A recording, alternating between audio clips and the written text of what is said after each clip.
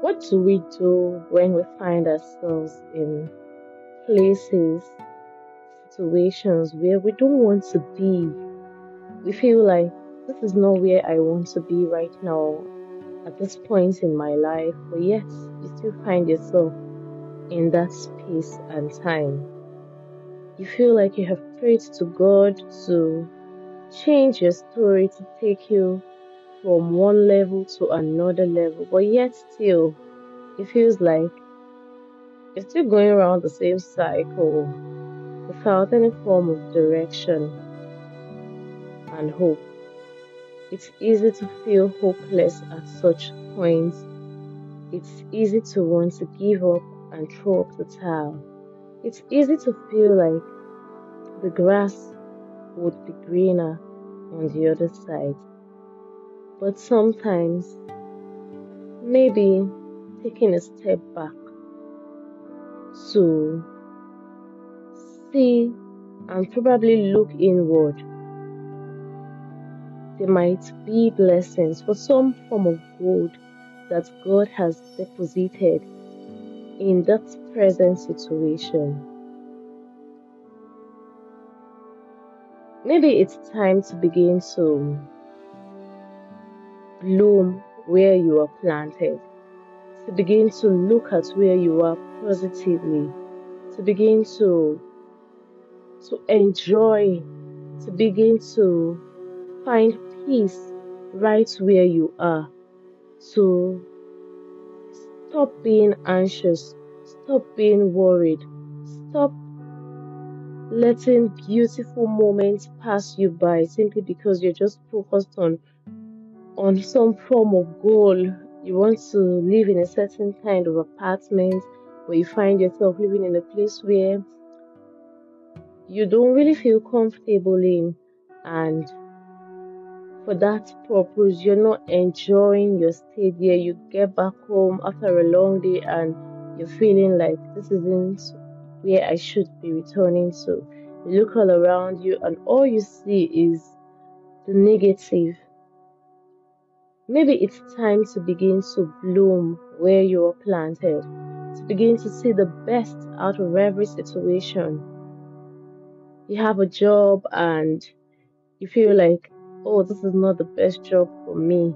I should be doing something better. I should be earning something much more. And then you go to work each day with a form of negative mindset, angry about your situation. You have a disposition that isn't even happy. How do you flourish in such a space? It's time to begin to bloom where you are planted. You know, an interesting story shared in the Bible in the book of Jeremiah, chapter 29, where the children of Israel were taken to Babylon on exile, and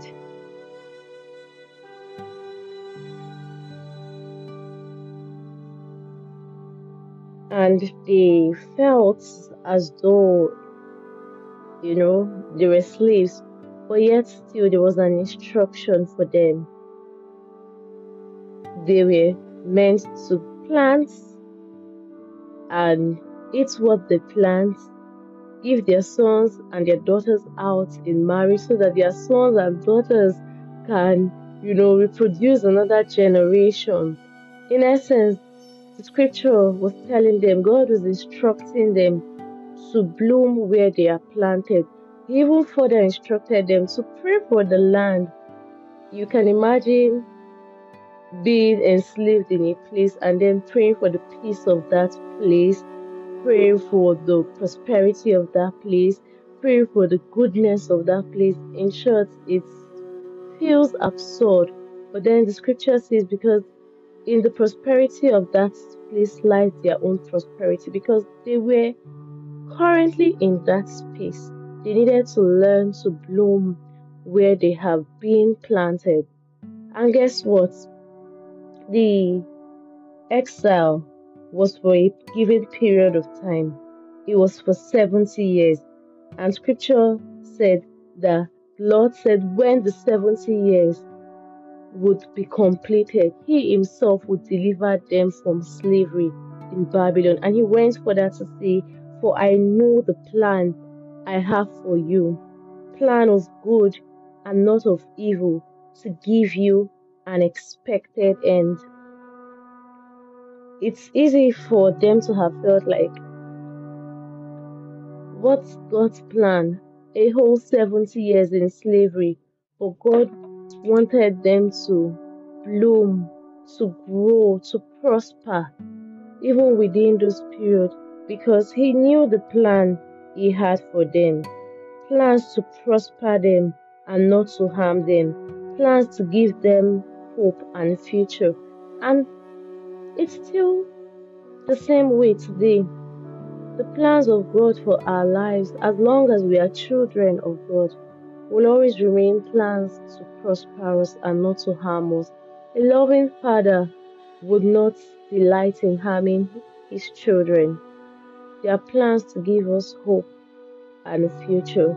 So when next you feel anxious, worried, desperate to just jump out of that position where you are, maybe you should begin to look inward and probably begin to ask God, okay, God, what do you want me to benefit from this season of my life?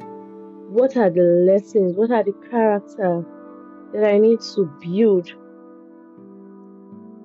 in this season of my life? What do you want to teach me in this season of my life?